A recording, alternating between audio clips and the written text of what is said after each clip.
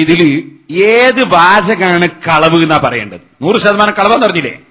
ഏത് വാചകാണിൽ കളവ്? എന്നിട്ട് മൗലവി പറയാ, പേരോട് ഇപ്പൊ സമ്മതിച്ചു, എന്നെ നാദാപുരത്തുകാര് ആദ്യം ആനയിച്ചു കൊണ്ടുവന്നു.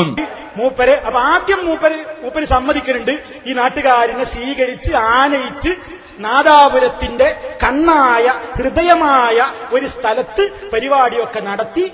ഞാൻ പറഞ്ഞില്ല നാദാപുരത്തുകാർ ആനയിച്ചു കൊണ്ടുവന്നു? ഞാൻ പറഞ്ഞിട്ടില്ല. അതും നിങ്ങൾ വെറുതെ ഉണ്ടാക്കാണ്. സ്വീകരിച്ച് ആനയിച്ച് നാദാപുരത്തുകാരുണ്ടോന്ന് നാദാപുരത്തുകാരെ പറ്റി ഞാൻ അങ്ങനെ പറഞ്ഞിട്ടില്ല. ഞാൻ പറഞ്ഞത് സ്വീകരിച്ച് ആനയിച്ച് വില പിടിച്ച സ്ഥലം അനുവദിച്ച വ്യക്തിനാ.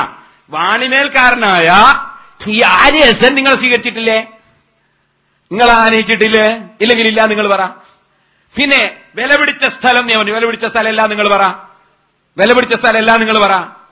അപ്പൊ നാദാപുരത്തുകാർ ആനയിച്ചു എന്നും സ്വീകരിച്ചു ഞാൻ പറഞ്ഞിട്ടില്ല.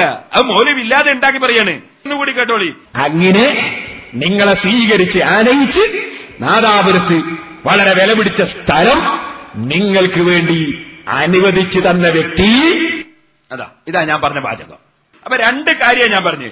സ്വീകരിച്ച് ആനയിച്ച് വില പിടിച്ച സ്ഥലം അനുവദിച്ച വ്യക്തി. ഇത് സ്വീകരിച്ചും ആനയിച്ചും തന്നെ അല്ലേ അനുവദിച്ചത്? അത് അയാൾ എന്നെ പറയട്ടെ, വളരെ സന്തോഷപൂർവ്വം അനുവദിച്ചത് വെക്കുമോനെ.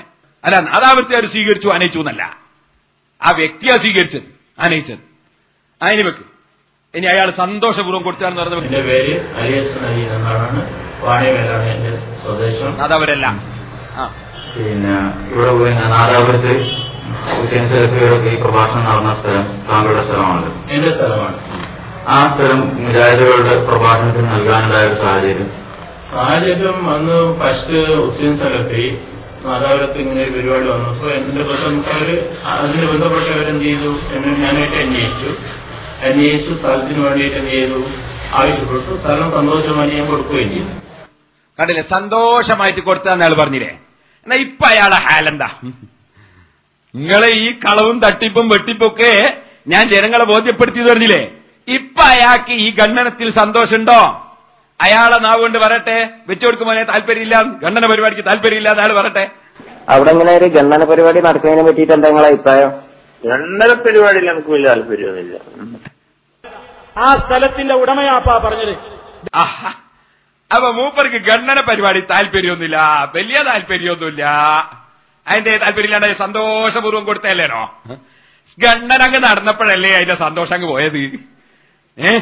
അപ്പൊ മൂപ്പർക്ക് ഗണ്ണന പരിപാടി താല്പര്യമൊന്നുമില്ല. എന്താ സംഗതി മൂപ്പര് നേരത്തെ എന്നെ പറ്റി എന്തെങ്കിലും പറഞ്ഞേ ആർക്കും മതിപ്പില്ലാന്നല്ലേ? എന്നാ നിങ്ങൾക്കൊന്ന് കേൾക്കണോ? ഇയാള് പറയുന്നത് ഈ മുജാഹിദിന്റെ ഔദ്യോഗിക വിഭാഗം സെൽഫിയൊക്കെ ആ വിഭാഗത്തോടെ ഇയാൾക്ക് മതിപ്പില്ല. എന്താ സംഗതി? വളരെ മോശ സംസാരവും. നമ്മുടെ കൂട്ടത്തിൽ നിന്ന് പിരിഞ്ഞുപോയ ആളുകൾ നടക്കുന്നു എന്തിന്? ഐക്യം വേണമെന്ന്. എന്തിനാ കൂട്ടരെ നിങ്ങൾക്ക് ഐക്യം? എന്തിനാണ് സുഹൃത്തുക്കളെ ഐക്യം? നിങ്ങൾ ആരോടാണ് ഐക്യപ്പെടുന്നത്? ആരുടെ പിന്നാലെ വരാനാണ് നിങ്ങൾ ആഗ്രഹിക്കുന്നത്? സാക്ഷാൽ ഗുണ്ടകളുടെ മുമ്പിൽ വിളമ്പിയ മദ്യക്കുപ്പികൾ പെറുക്കി കൂട്ടാൻ വേണ്ടി വല്ലാതെ പാടുപെടേണ്ടി വന്ന ജരാനരകൾ ബാധിച്ച മസ്തിഷ്കം വറ്റിവരേണ്ട ബഹുമാന്യനായ ഒരു ജനറൽ സെക്രട്ടറിയുടെ പിന്നിലേക്ക് വരാൻ നിങ്ങൾക്ക് മനസ്സാക്ഷിക്കുത്തില്ലേ? നിങ്ങൾക്കതിന് കഴിയുമോ? അതോ നിങ്ങൾ മുമ്പെഴുതിയ സ്പാനിഷ് കാളകളൊക്കെ ചത്തൊടുങ്ങിയോ? എന്താ ഇപ്പൊ ഇങ്ങോട്ട് വരാത്ര പൂതി? നിങ്ങൾ പറഞ്ഞൊഴിവാക്കിയില്ലേ? ഖണ്ഡന മണ്ഡലങ്ങൾ നടത്തുന്ന സ്പാനിഷ് കാളകളെന്ന് പറഞ്ഞ് പരിഹസിച്ചില്ലേ? ആ സ്പാനിഷ് കാനകളൊക്കെ ഇപ്പോ കൊമ്പൊടിഞ്ഞ് ചത്തുപോയോ? അതല്ലെങ്കിൽ നിങ്ങൾ പറഞ്ഞില്ലേ മുന്നോട്ട് നീങ്ങുന്ന ഈ യുവസഞ്ചയത്തിന്റെ മുമ്പിലെ കീറാമുട്ടികളുണ്ട് ചിലരെന്ന്? ആ കീറാമുട്ടികളൊക്കെ ഇപ്പോൾ പോയോ?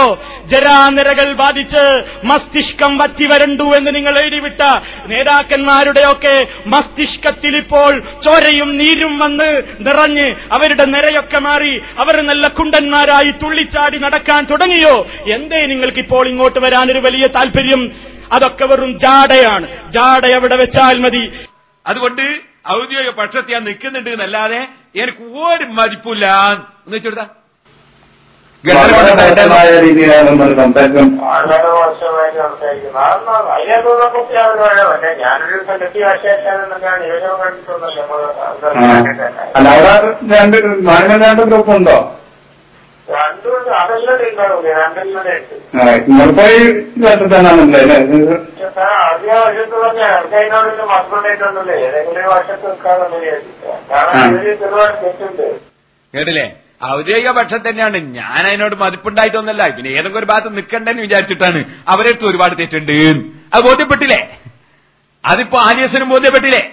ഇനി നിങ്ങൾ കേട്ടോളി, അയാളോട് ഒരാൾ ചോദിക്കുന്നത് ഈ ഗണ്ണന പ്രസംഗം നാട്ടിൽ സെലഫിക്ക് വിജയുണ്ടോ?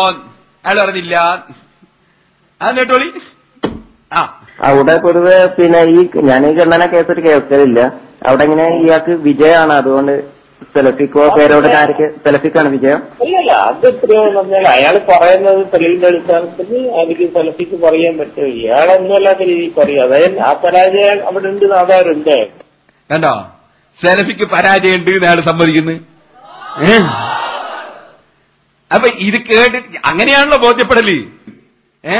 സെലഫിക്ക് വിജയം ഉണ്ടെങ്കിൽ ഇല്ലില്ല, അത് ശരിക്കും പറയാം. ഇല്ലില്ല, ഒരിക്കലല്ല, തെക്കീതോടുകൂടിയാ പറയുന്നത്.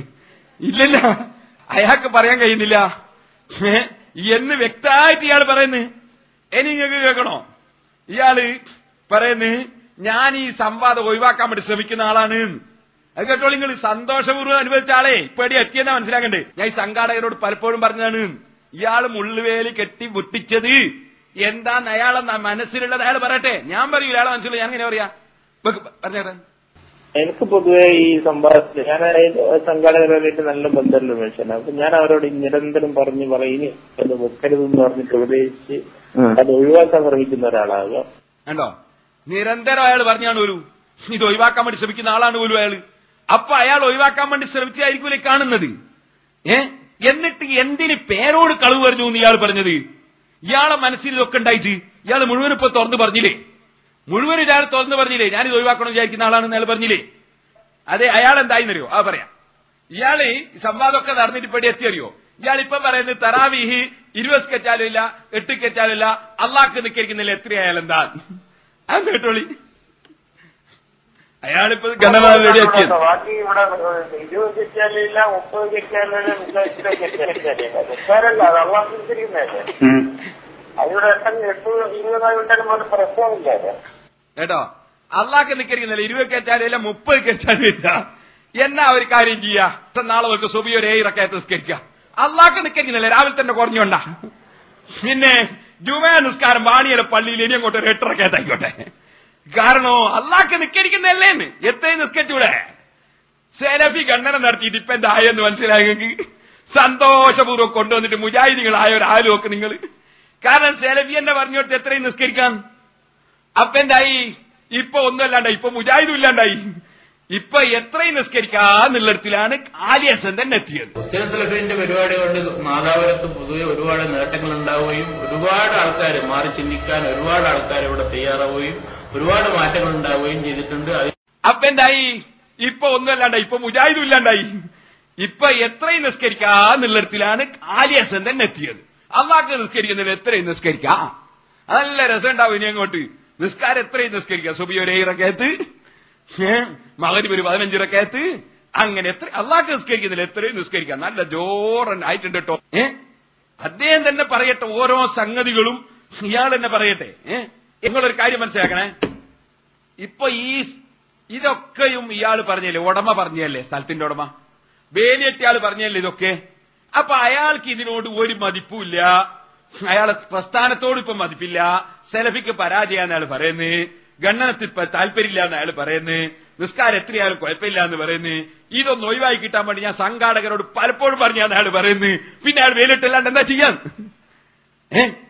സുബ്ഹാനല്ലാഹ്. പിന്നെ അവരായിട്ട് ബന്ധം കൊണ്ട് ഉള്ള പ്രശ്നം അയാൾക്ക്. ഇതൊക്കെ കൂടി അയാളെ നാവ് കൊണ്ട് പറഞ്ഞില്ലേ? ഇവിടെയാണ് നിങ്ങൾ മനസ്സിലാക്കേണ്ടത്. വാസ്തവത്തിൽ നേതാക്കന്മാർക്ക് വേണ്ടി മാത്രം അയാൾ പറഞ്ഞൊരു കളവാണ്. 100% കളവ് പറഞ്ഞു. ഇയാളെ നാവ് കൊണ്ടല്ലേ ഇതൊക്കെ പറഞ്ഞത്. ഇനി ഞങ്ങൾക്കൊന്ന് കേൾക്കണം. സെലഫിന്റെ ഒരു ക്ലിപ്പുണ്ട്. സെലഫി പറയുന്നേ, മാന്യതയുണ്ടെങ്കിൽ അതൊന്ന് കണ്ടിട്ട് ആ മാന്യനോട് പോയിട്ട് മാപ്പ് ചോദിക്കൂ സെലഫി.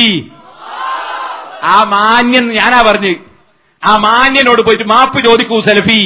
അയാളാ പറഞ്ഞത്. ഈ പറഞ്ഞൊക്കെ അയാളെ നാവുകൊണ്ട് അയാള് ഈ ടെലിഫോണിൽ വിളിച്ച് ചോദിച്ചപ്പോ അയാൾ പറഞ്ഞ വാചകങ്ങളെ കേൾപ്പിച്ചത്. പോയിട്ട് മാപ്പ് ചോദിക്കൂ സെലഫി. എന്നോടാ പറയുന്നത്? ഞാനാ മാപ്പ് ചോദിക്കേണ്ടത്?